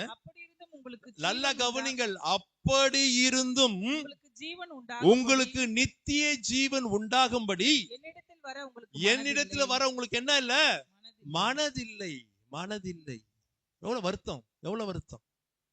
இந்த வசனத்தினால் நித்திய ஜீவன் உண்டு இருக்குன்னு தெரியும், ஆனாலும் உட்கார்ந்து கேட்க எனக்கு என்ன இல்ல, மனசு இல்ல, மனசு இல்ல, மனசு இல்ல. தயவு செய்து சபையே, கடந்த ஆண்டுலாம் நீங்க எப்படி செலவு செய்தீங்களோ எனக்கு தெரியாது. தயவு செய்து இந்த வசனத்தோடு கூட வாழ நடக்க பழகிக் கொள்ளுங்கள். இந்த வசனத்துக்கு முக்கியம், இந்த நாணயத்துக்கு, இந்த 2 நாணயத்துக்கு மிக முக்கியத்துவம் கொடுங்கள். அது மாத்திரம் போதாது, இன்னொரு காரியத்தை சொல்லி முடிக்கிறேன். யோசுவாவின் புஸ்தகம் 1 அதிகாரம் 8 வசனம் வாசிங்க. ஜோஷுவா 1:8. இந்த நியாயப்பிரமாண புஸ்தகம், நல்ல இந்த நியாயப்பிரமாண பைபிள் புஸ்தகம் உன் வாயில பேசுற வார்த்தை, கெட்ட வார்த்தை, சினிமா பாட்டு, சினிமா வசனம் அல்ல, காமெடி அல்ல. உன் வாயில என்ன இருக்கணுமா? வேத வசனம். இந்த வசனம் வாய் விட்டு பிரியாது இருப்பதாக. நல்ல கவனிங்கள், இதுல எழுதியிருக்கிற படியெல்லாம் செய்ய கவனமாயிரு. நல்லா கவனிக்கணும். படிக்கிறது ஒரு அனுபவம், தியானிக்கிறது ஒரு அனுபவம், ஆராய்ச்சி செய்வது ஒரு அனுபவம், அந்த வசனம் வாயை விட்டு நீங்காமல் இருப்பது ஒரு அனுபவம். அதோடு கூட முக்கியமான அனுபவம் என்ன செய்யணுமா? அதன்படி நடக்க வேண்டும், நடக்க வேண்டும், நடக்க வேண்டும். ஒருவேளை நீங்கள் வாசிக்கும் போது தெரியாத காரியங்கள் சபையில போதகர் மூலமாய், ஊழியக்காரமாய் சொல்லும் போது கேட்டு அதன்படி நாம் என்ன செய்ய வேண்டும்? நடக்க வேண்டும், நடக்க வேண்டும். இரவும் பகலும் அதை தியானித்து, இரவும் பகலும் எதை தியானிக்கணும்? வசனத்தை தியானிச்சா அப்பொழுது நீ உன் வழியை வாய்க்க, அப்பொழுது நீ போற வழியெல்லாம் வாய்க்கும், அப்பொழுது புத்திமானாய் நடப்பாய். இதை விட தெளிவாய் உலகத்துல யாரும் சொல்லி கொடுக்க முடியாதுங்க. நம்ம பைபிள் எல்லாம் சொல்லி கொடுக்குதுங்க. ஆனா உட்காந்து கேட்க உங்களுக்கு என்ன முடியல? மனசு இல்ல, மனசு இல்ல. தயவு செய்து நான் மறுபடியும் சொல்லுகிறேன், சபையே, வேத வசனம் தயவு செய்து முக்கியத்துவம் கொடுங்கள், முக்கியத்துவம் கொடுங்கள். நான் சொல்றேன், புரியாதாங்க, இன்னைக்கு எனக்கு புரியலைங்க. நான் எல்லாம் புரிஞ்சுதான் பேசுறேன், எனக்கு தெரிஞ்சதை பேசுறேன், புரிஞ்சுதான் பேசுறேன். இன்னும் மனைக்க புரியல. ஆனா ஒண்ணு தெரியும், நான் முதல்ல படிச்ச போது ஒன்னும் புரியல, மறுபடியும் படிச்சேன், ஒன்னும் புரியல, மறுபடியும் படிச்சேன். ஒரு சில காரியங்கள் அதே போல நீங்க படிக்க படிக்க அந்த நாள்ல, அந்த நேரத்துல உனக்கு என்ன சொல்லி கொடுக்கணுமோ, என்ன புரிய வைக்கணுமோ, என்ன கற்றுக் கொடுக்கணுமோ கற்றுக் கொடுக்க என் தேவன் வல்லவராக இருக்கிறார். ஆனா படிக்கிறத விட்டு விடக்கூடாது. தினமும் படிப்போம், தினமும் படிப்போம், கொஞ்ச நேரம் தியானிப்போம், கொஞ்ச நேரம் ஆராய்ச்சி செய்வோம், அந்த வசனத்தின்படி வாழ நம்மை ஒப்பு கொடுப்போம். கர்த்தர் நம்ம வழியை வாய்க்க செய்வார். மூன்றாவதா ஒரு நாணயத்தை சொல்ல விரும்புகிறேன். மத்தேயு எழுதின சுவிசேஷம் 17 அதிகாரம் 24 வசனத்தை, கடைசி வசனத்தை வாசிங்க. டைம் இல்ல, கடைசி வசனத்தை வாசிங்க. ஆகிலும் நாம் அவர்களுக்கு இடரலாய் இராதபடிக்கு நீ கடலுக்கு போய் தூண்டில் போட்டு முதலாவது அகப்படுகிற மீனை பிடித்து அதன் வாயை திறந்து பார். ஒரு வெள்ளி பணத்தை காண்பாய், அதை எடுத்து எனக்காகவும் உனக்காகவும் அவர்களிடத்தில் கொடு என்றார். போதும். இங்கேயும் வரி வசூலிகள் வந்து, உங்க இயேசு வரி செலுத்த மாட்டார் என்று கேட்பாரு. பேதுரு சொல்லுவான், எல்லாம் செலுத்துவான்னு சொல்லிட்டு நேரம் வீட்டுக்குள்ள வருவான். இயேசு வீட்டுக்குள்ள வந்த உடனே பேதுருவை பார்த்து, நாம் அவர்களுக்கு இடரலாய் இராதபடிக்கு நீ கடலுக்கு போய் தூண்டில் போட்டு ஒரு மீனை பிடி, அது வாயை திறந்து பார், உள்ள ஒரு வெள்ளி பணம் இருக்கும், அந்த வெள்ளி பணத்தை கொண்டு வந்து எனக்காக உனக்காக அந்த வரியை செலுத்து என்று சொல்லுகிறார். இது மூன்றாவது வெள்ளி பணம். இந்த சம்பவம் தெரியும், உங்களுக்கு எல்லாருக்கும் தெரியும். ஒரு மீன் வலை போட்டு பிடிப்பதற்கும் தூண்டில் போட்டு பிடிப்பதற்கும் வித்தியாசம் தெரியுமா உங்களுக்கு? தெரியுமா தெரியாதா? ஒரு மீன் தூண்டில் போட்டினா, நான் தூண்டில் போட்டு பிடிச்சதுனால சொல்லுகிறேன், பிடிச்ச அனுபவத்தை வச்சுதான் நான் சொல்றேன், பார்த்ததுனால சொல்றேன். தூக்கி எடுத்தீங்கன்னா நாக்கு வாய் கிழிஞ்சிரும். தூக்கி போட்ல போட்ட உடனே என்னமா துடிக்கும் தெரியுமா? பரண்டு துடிக்கும். நான் பிடிச்ச ஒரு மீன் மனுஷன் போலயே வாந்தி எடுக்குது, வலி வேதனை தாங்க முடியல. இந்த மீன் சாக்ரிபிஷியல் காயின். கொஞ்சம் யோசித்து பாருங்க. அந்த கடல்ல, தமிழ்ல கடல் போட்டிருக்கு, இங்கிலீஷ்ல லேக்குன்னு போட்டிருக்கு. அந்த லேக்ல ஆயிரக்கணக்கான மீன் இருந்திருக்கலாம். ஆனால் இந்த மீன் வாயில தான் என்ன இருக்கு? ஒரு வெள்ளி பணம் இருக்கு. இந்த வெள்ளி பணம் யாருக்கு யூஸ் ஆகட்டும்? என்னை சிருஷ்டித்த என் ஆண்டவராகிய இயேசு கிறிஸ்துவுக்கு உபயோகமாகட்டும் என்று சொல்லி தூண்டில் போட்ட உடனே மற்ற மீன்கள் அந்த புழுவை பிடிப்பதற்கு முன்பதாக, நான் அதை போய் பிடிச்சா அந்த கொக்கி என் வாயை கிழியும், நாக்கு கிழியும், நான் துடிச்சு அணுவணுவா சாவன் தெரிஞ்சும் வேகமாய் வந்து பிடிச்சது. பாத்தீங்களா? என்ன ஒரு சாக்ரிபிஷியல் தியாகம் பாருங்க. யாரு? மீனுக்கு என்ன தியாகம் பாத்தீங்களா? பிதாவாகிய தேவன் 10 பிள்ளைல ஒரு பிள்ளைய நமக்கு கொடுக்கல, ஒரே மகனாகிய குமாரனாகிய இயேசு கிறிஸ்துவை நமக்காய் கொடுத்தார். என்ன சாக்ரிஃபைஸ், என்ன சாக்ரிஃபைஸ்! இயேசு கிறிஸ்துவும் தம்முடைய சொந்த ரத்தத்தை, கடைசி சொட்டு ரத்தம் வரைக்கும் எனக்காய் உங்களுக்காய் சிந்தினார். என்ன சாக்ரிஃபைஸ்! கிறிஸ்தவர்களாகிய மீன் சாவதற்கு, வாய் நாக்கு உதடு கிழிஞ்சு சாவதற்கு துணிச்சு, என்ன சாக்ரிஃபைஸ்! நாம் ஆண்டவருக்கா என்ன சாக்ரிஃபைஸ் பண்றோம்? சொல்லுங்க பார்க்கலாம். என்ன சாக்ரிஃபைஸ் பண்றோம்? ஞாயிற்றுக்கிழமை காலையில கொஞ்சம் தூக்கத்தை சாக்ரிஃபைஸ் பண்ணி நேரத்துக்கு சபைக்கு வர முடியாத உங்களுக்கு வேற என்ன சாக்ரிஃபைஸ் பண்ண போறீங்க? காலை அந்த தூக்கத்தை சாக்ரிஃபைஸ் பண்ண முடியலையே. காலையில ஜெபிக்க தூக்கத்தை சாக்ரிஃபைஸ் பண்ண முடியல. ஆலயத்துக்கு வருவதுக்கு நான் 6 மாசமா சொல்றேன், நேரத்துக்கு வாங்க, நேரத்துக்கு வாங்கன்னா நேரத்துக்கு கடந்துதான் வரீங்க. இன்னைக்கு ஆரம்ப பாடல் ஜெபம் தெரியாது, அநேகருக்கு சங்கீதம் தெரியாது, ஆராதனை பாட்டு தெரியாது. எல்லாம் செய்திக்கு நேரம் வந்து கேட்பதனால் ஒரு பிரயோஜனம் இல்லை. நாம் ஆராதனையிலே தேவனை துதித்து ஆராதித்து அந்த மகிமையின் பிரசன்னத்துல உட்காரும் பொழுதுதான் வசனம் உங்களுக்குள்ள கிரியை செய்யும், கிரியை செய்யும். என்ன சாக்ரிஃபைஸ் பண்றோம்? Comfort zone, luxurious life, hi bye jolly life. அதற்காய் கர்த்தர் என்னையும் உங்களையும், நம்முடைய முன் உதாரணம் இயேசுவை பாருங்க. இயேசுவின் சாக்ரிஃபைஸை பாருங்க. எவ்வளவு அடி! ராத்திரி முழுவதும் காய்பா வீட்டுக்கு, இவன் வீட்டுக்கு, அவன் வீட்டுக்கு போட்டு அழைச்சி ஒரு சொட்டு தண்ணி கொடுக்கல. அப்படியே கடைசியில் தண்ணி கேட்டா கசப்பு காடிய கொடுக்குறான். ரத்தம் எல்லாம் போச்சு. எவ்வளவு காயங்கள், எவ்வளவு வார்ல அடி, எவ்வளவு வேதனை. அதுல 0.0001% நாம் சாக்ரிஃபைஸ் பண்றோமா? அந்த மீன் பண்ணுச்சே, அந்த ஒரு வெள்ளி நாணயம் சாக்ரிஃபிஷியல் காயின் பண்ணிச்சே. நம்ம என்ன பண்றோம்? என்ன பண்றோம்? பவுல் சொல்லுகிறான், அனுதினமும் நான் சாகிறேன். 1 கொரிந்தியர் 15:51 வாசிக்கிறோம். அனுதினமும் சாகிறேன். கிறிஸ்தவ ஜீவியம், this is the life. It's not a comfort zone இருக்கிற வாழ்க்கையில இருக்கிறீங்களா? சந்தோஷம் இருங்க.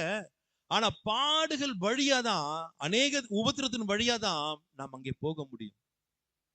நீ எல்லாம் கம்ஃபர்ட் ஜோன், கம்ஃபர்ட் ஜோன். நல்ல வேலை, நல்ல சம்பளம், பேங்க்ல நல்ல பேலன்ஸ், 10 வீடு இருக்கு, 4 கடை இருக்கு, வாடகை வருது. கம்ஃபர்ட் ஜோன் இருங்க. கர்த்தருடைய ஆசீர்வாதம் நான் வேணாம் இருங்க. ஆனா கிறிஸ்துவ ஜீவியம் அப்படியே வாழ்வதல்ல. பாடுகள் வழியாய் நாம் அவரோடு கூட பாடுகளை சகித்தால் அவரோடு நாம் ஆளுகை செய்ய முடியும், ஆளுகை செய்ய முடியும்.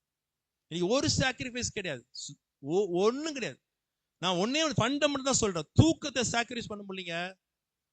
அதை பண்ண அதிகாலை ஜெபம் இருக்கும், அது பண்ணலாம். அதிகாலையில் வேதத்தை வாசிக்கலாம், தியானிக்கலாம், ஆராய்ச்சி செய்யலாம், நேரத்தை செலவு செய்யலாம். அதோட வேதத்தோடு கூட தேவனோடு கூட செலவு செய்ய முடியும். ஒரு 5 மணிக்கு எந்திரிச்சு குளிச்சு கிழிச்சு ரெடியா ஜெபம் பண்ணிட்டு பைபிள் வாசிச்சு கரெக்டா இங்க 7:30 மணி ஆராதனை 7:15 உள்ள வரலாம். இல்லையே, நம்ம எந்திரிக்கதே 7 மணி தானே. படுத்துக்கிட்டு நம்ம ரன்னிங் கமெண்ட்ரி கொடுப்போமே. இப்பதான் பாஸ்டர் ஆரம்பிச்சு ஜெபம் பண்ணுவாரு, சங்கீதம் வாசிச்சிருப்பாங்க, ஜெபம் பண்ணுவாங்க, ஆராதனை நடக்கும். ரன்னிங் கமெண்ட்ரி வீட்டுல படுத்துட்டே கொடுக்குறோமே. சாக்ரிஃபைஸ் எங்க இருக்கு? தூக்கத்தை சாக்ரிஃபைஸ் பண்ண முடியல, வேற என்னத்தை சாக்ரிஃபைஸ் பண்ண முடியும்? ஆனா அந்த மீன் சாக்ரிஃபைஸ் பண்ணிச்சு, சாக்ரிஃபைஸ் பண்ணிச்சு. பவுல் சிலுவையிலே அறை உண்டவனாய் சொல்லுகிறான். வாசிக்கலாம். கலாத்தியருக்கு பவுல் எழுதுற நிருபம் 2ஆம் அதிகாரம் 20ஆம் வசனத்தை வாசிங்கள். கிறிஸ்துவுடனே நான் சிலுவையிலே அறையப்பட்டிருக்கிறேன், ஆயினும் பிழைத்திருக்கிறேன். இனி நான் அல்ல. போதும் போதும் போதும். பவுல் எதில் அறையப்பட்டிருக்கிறான்? சிலுவையிலே. எதை அறைஞ்சிருக்கிறான்? இனி நானே அரைஞ்சாங்க, சுயத்தை அரைஞ்சாங்க. டெய்லி சிலுவையிலே என் சுயத்தை அரைஞ்சேன்னு வச்சுக்கீங்களேன், இந்த வேல்யூ ஆத்துமா வேல்யூவாக இருக்கும். எல்லா பாவத்துக்கும் மூல காரணம் செல்ஃப், சுயம்தான். சுயம் என்ன சொல்லுதோ அதுதான் நாம் செய்கிறோம், அது பாவமாய் முடிகிறது. செல்ஃபிஷ்னஸ், சுயநலமான வாழ்க்கை, என் இன்பம், என் இஷ்டம், என் காரியங்கள், இதுதான் தேவனை விட்டு ஆனா பவுல் சொல்லுகிறான், நான் சிலுவையிலே அறையப்பட்டிருக்கிறேன், ஆயினும் பிழைத்திருக்கிறேன்.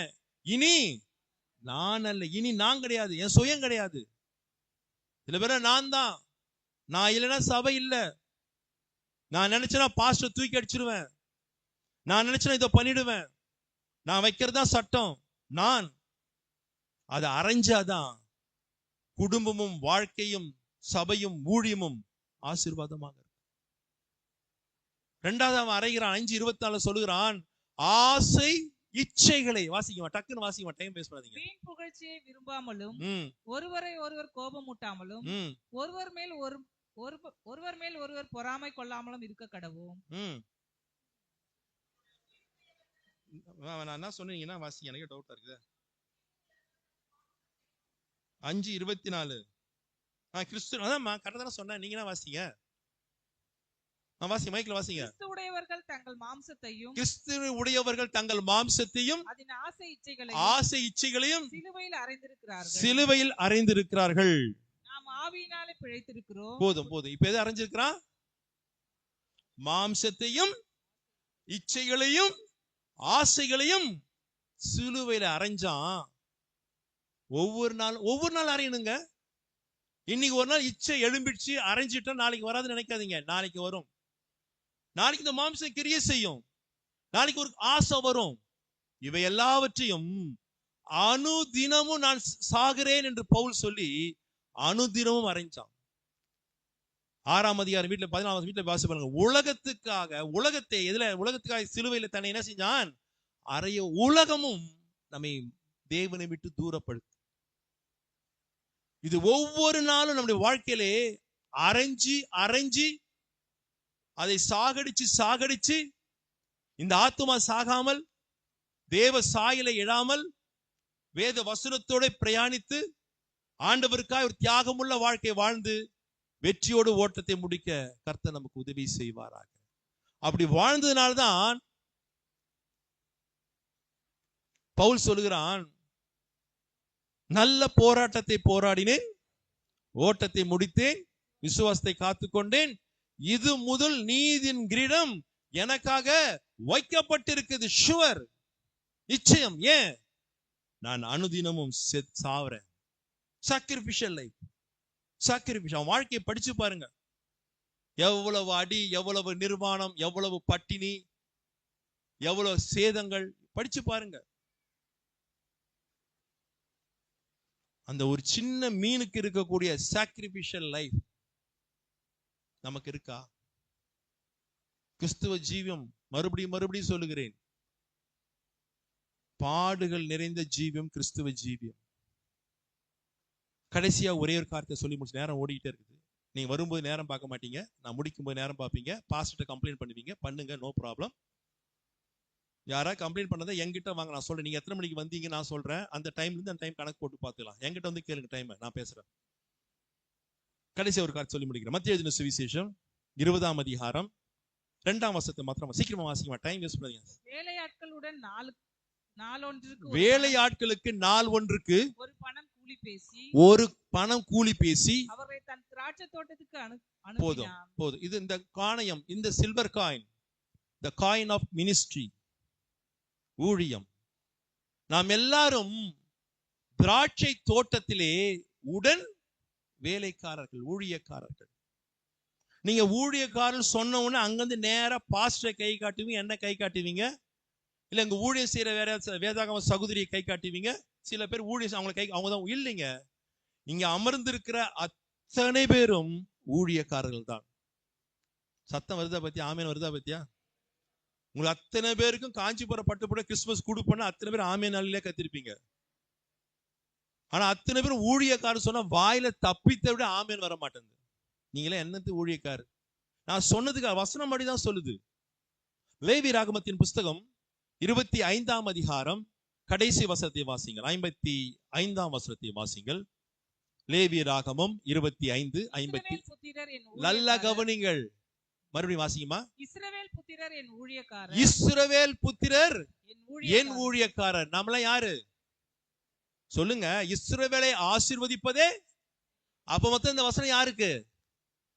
ஆமா, நமக்கு தானா? எனக்கு தான் சொல்ல, நமக்கு நான் எனக்கு சொல்லிக்கிறேன், எனக்கு தான். ஆனா இஸ்ரவேல் புத்திரர் எல்லாரும் என்னுடைய ஊழியக்காரர்கள். அவர்கள் நான் எகிப்து தேசத்திலிருந்து புறப்பட பண்ணின என் ஊழியக்காரர்கள். நான் உங்கள் தேவனாகிய கர்த்தர். போதும். நம்ம எல்லாம் அடிமைத்தனத்திலிருந்து வெளியே வந்தோமா? எகிப்திலிருந்து வெளியே வந்துட்டோமா? டவுட். அதான் சத்தம் வர மாட்டேங்குது. வந்தா அவர்கள் யார் தெரியுமா? ஊழியக்காரர்கள்.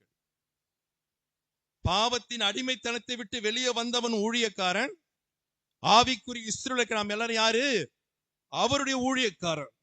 நாம் எல்லாரும் என்ன செய்யணும்? ஆண்டவருக்கு ஊழியம் செய்ய வேண்டும்.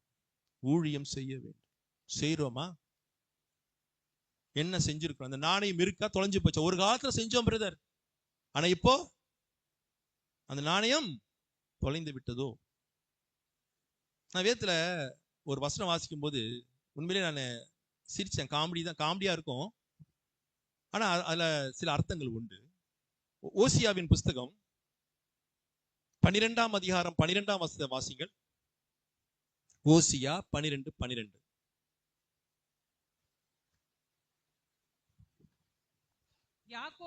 நல்ல கவனிங்கள். யாக்கோபு சீரியா தேசத்துக்கு ஓடி போய் இஸ்ரவேல் ஒரு பெண்ணுக்காக ஊழியம் செய்தான். போதும். இஸ்ரவேல் யாக்கோபு யாருக்காக ஊழியம் செஞ்சான்? நம்ம யாருக்கு ஊழியம் செய்யறோம்? யாருக்கு ஊழியம் செய்யணும்? ஐயா, ஒரு பெண்ணுக்காக எத்தனை வருஷம் ஊழியம் செஞ்சா சொல்லுங்க? 20 வருஷம். அக்காக்கு 7 வருஷம், தங்கச்சிக்கு 7 வருஷம், ஆட்டுக்கு 6 வருஷம். 20 வருஷம் பொண்ணுக்கு ஊழியம் செஞ்சாங்க. எங்க ஊழியம் செஞ்ச தெரியுமா? அவன் சொல்றான், பகலிலே வெயிலாகிலும் இரவிலே குளிராகிலும் என் கண்களுக்கு நித்திரை வரவிடவில்லை. தூக்கம் இல்லாமல் யாருக்கு ஊழியம் செஞ்சா? ஒரு பெண்ணுக்காக. அந்த 20 வருஷத்துல 10 முறை மாமனார் சம்பளத்தை என்ன செஞ்சாரு? மாத்தினார். இன்கிரிமெண்ட் நினைச்சீங்களா? இங்க வேலை செய்யற யாராச்சும் போன மாசம் 40,000 இந்த மாசம் 30,000 வாங்கினா என்ன செய்வீங்க? குறைச்சா என்ன செய்வீங்க? உடனே பேப்பர் போட்டு வந்துருவோம். 10 முறை மாத்தினாங்க. ஆனால் அந்த பெண்ணின் மேல் இருந்த ஆசையில அவனுக்கு 20 வருஷம் ஒரு பொருட்டாவே தெரியல, ஊழியம் செஞ்சான். காமெடியா தான் இருக்கும். ஒரு பெண்ணுக்காக 20 வருஷம் ஒருத்தன் ஊழியம் செய்ய முடியும் என்று சொன்னால், எனக்காக உங்களுக்காக ஜீவனை கொடுத்த, ரத்தத்தை சிந்தி மீட்டெடுத்த இயேசுவுக்காக நாம் எவ்வளவாய் ஊழியம் செய்ய வேண்டும்? எவ்வளவாய் ஊழியம் செய்ய வேண்டும்? ஊழியம் சொன்னவன மேடை ஏறின்னு பிரசங்கம் பண்றது மாத்திரம் ஊழியம் அல்ல. பாட்டு பாடுறது ஊழியம், அது மாத்திரம் ஊழியம் அல்ல. மியூசிக் வாசிச்சு வெளியே போய் உட்காருவது ஊழியம் அல்ல, அது அட்டூழியம். அது அட்டூழியம். திருப்பி காணிக்க பாட்டெல்லாம் வாசிக்க விடக்கூடாதுங்க. கமிட்டி உஷாரா இருங்க, இந்த விஷயம் ஸ்ட்ரிக்டா இருங்க, விடக்கூடாது. சபைன்னா ஒரு ஒழுக்கம் இருக்கு, சபையில ஒரு இது இருக்கு. ஊழியம் செஞ்சான் பொம்பளை, ஒரு பொண்ணுக்காக 20 வருஷங்க. யோசித்து பாருங்க. யோசித்து பாருங்கள், எந்த எந்த நிலையில இருக்குது, நாம் எப்படி ஊழியம் செய்யறோம், நாம் என்ன செய்யறது, கொஞ்சம் யோசித்து பாருங்கள். ஒவ்வொரு நல்லா கவனிக்கணும். பவுல் சொல்றான், நான் சுவிசேஷம் அறிவிக்காமல் போனால் எனக்கு ஐயோ, ஊழியம் செய்வது என் மேல் விழுந்த கடமை. நாம் மேல் விழுந்த கடமை. ஒரு ஸ்திரியை பார்த்து இயேசு சொன்னார், அவள் தன்னால் இயன்றதை செய்தாள். ஆண்டவர் அதான் ஊழித்தது, உங்களால் என்ன முடியுமோ அதை செய்யுங்க. வேற ஒன்னும் எக்ஸ்ட்ரா கேட்கல, உங்களால் என்ன முடியும் அதை செய்யுங்க. ஒரு டிராக்ஸ் கொடுக்க முடியுமா கொடுங்க, சேர் போட்டு துடைக்க முடியுமா துடைங்க, சின்ன பிள்ளைகளுக்கு ஒரு வசனம் சொல்லி கொடுக்க முடியுமா, இதெல்லாம் சின்ன சின்ன காரியங்கள். உங்களால் என்ன முடியுமோ அதை செய்யுங்க. கர்த்தர் உங்களை ஆசீர்வதிப்பார். ஒருவேளை ரட்சிக்கப்பட்ட புதுசுல ஓடி ஓடி டிராக்ஸ் கொடுக்கிறது என்ன, ஆத்தும ஆதாயம் பண்றது என்ன, சபைக்கு கொண்டு வரது, இப்படிலாம் செஞ்சவர்கள் என்னடா செஞ்சு என்ன பிரயோஜனம் என்று அந்த நாணயத்தை தொலைத்திருந்தால் மறுபடியும் நீங்கள் எடுத்துக்கொள்ளுங்கள். மறுபடியும் ஊழியத்தில் உங்களை ஈடுபடுத்திக் கொள்ளுங்கள். உங்களால் இயன்றதை செய்யுங்கள். கர்த்தர் அதை கனப்படுத்த வல்லவராக இருக்கிறார். நாம் கண்களை மூடுவோம். கண்களை மூடி நாம் கொஞ்சம் நிதானிச்சு பார்ப்போம். கண்களை மூட சொன்னது ஜெபிப்பதற்காக. ஜெபம் சொன்னா வாலிப பிள்ளைகள் முழங்கால் படியிட முடிஞ்சவங்க முழங்கால் படியிடுவோம். உட்கார்ந்து இந்த வேடிக்கை பார்ப்பதில்ல. முழங்கால் படியிட முடிஞ்சவங்க, வயதானவர்கள், முடியாதவர்கள், குழந்தை வைத்திருக்கிறவர்கள், மேலே அமர்ந்திருக்கிறவர்கள் அமர்ந்து கொள்ளுங்கள், நோ ப்ராப்ளம். வாலிப பிள்ளைகள் சரீரத்தில் பலன் இருக்கும் போதே முழங்காலை நிற்க கற்றுக்கொள்ளுங்கள். என்ன நாணயத்தை நான் இன்னைக்கு தொலைத்துட்டு வந்திருக்கிறேன். அந்த ஸ்திரீ விளக்கை கொளுத்தி பெருக்கி தேடி எடுத்தாள். இன்றைக்கும் கர்த்தருடைய வேதத்தின் வெளிச்சத்துல நீ தேடி எடுக்கும்படியாய் ஆவியானவர் பேசியிருக்கிறார். உன் ஆத்துமா வேல்யூவா இருக்கா, செத்து போயிருக்கா? சாயல் பரிசுத்த சாயல் இருக்கா, தொலைந்து விட்டதா? 2 வெள்ளி நாணயமாகிய இந்த வேதாகமம் வசனம் உன் வாழ்க்கையிலே படிப்பதும் தியானிப்பதும் ஆராய்ச்சி செய்வதும் அந்த வசனத்தின்படியே வாழ்வதும் அதனோடு கூட பயணிக்கிறதும் எவ்வளவு தூரத்துல இருக்கு? அந்த நாணயம் பத்திரமா இருக்கா? சாக்ரிஃபைஸ், ஆண்டவருக்காக தியாகம் பண்ற வாழ்க்கை, ஆண்டவருக்காக மரணம். பவுல் சொல்லுகிறான், அனுதினமும் சாகிறேன், என் சரீரத்திலே மரணத்தை சுமக்கிறேன் என்று சொல்லுகிறான் பவுல். நாம் என்ன சுமக்கிறோம்? என்ன பாடுகளை அனுபவிக்கிறோம்? என்ன நிந்தைகளை நாம் ஆண்டவருக்காக என்ன சகிக்கிறோம்? நாம் அவரோடு கூட பாடுகள் சகித்தால்தான் நாம் அவரோடு கூட ஆளுகை செய்ய முடியும். பாடுகள் இல்லாத வாழ்க்கை கிறிஸ்துவ வாழ்க்கை அல்ல. பாடுகள் வழியாதான் நாம் பரலோகத்துக்கு போக முடியும்.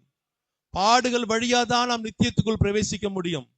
ஒரு சின்ன மீன் தன் ஜீவனை கூட பாராமல், என் நாவு கிழிகிறது என்று பாராமல், தன் உதடு கிழிகிறது என்று பாராமல், நான் செத்தாலும் சாகிறேன், என்னிடத்திலே இருக்கக்கூடிய அந்த ஒரு நாணயமும் இயேசுவுக்காக மாத்திரம் செலவு செய்யப்படட்டும் என்று சொல்லி தன் ஜீவனே கொடுத்ததே. நாம் என்ன சாக்ரிஃபைஸ் பண்றோம்? ஆண்டவருக்காக என்ன தியாகம் பண்ணுகிறோம்? தயவு செய்து தூக்கத்தை தியாகம் பண்ணுங்கள். தயவு செய்து ஆண்டவரை தேடுவதில் அதிக நேரத்தை செலவு செய்யுங்கள். அந்த ஒரு வெள்ளி நாணயம் ஊழியம், திராட்சை தோட்டத்தில் ஊழியம் செய்கிற ஊழியக்காரிகளே, நாம் இன்னும் அதிகமாய் ஆண்டவருக்கு ஊழியம் செய்வோம். கடைசி காலத்துல வந்திருக்கிறோம், இன்னும் அதிகமாய் ஊழியம் செய்வோம். ஆண்டவர் உங்களை ஆசீர்வதிப்பாராக.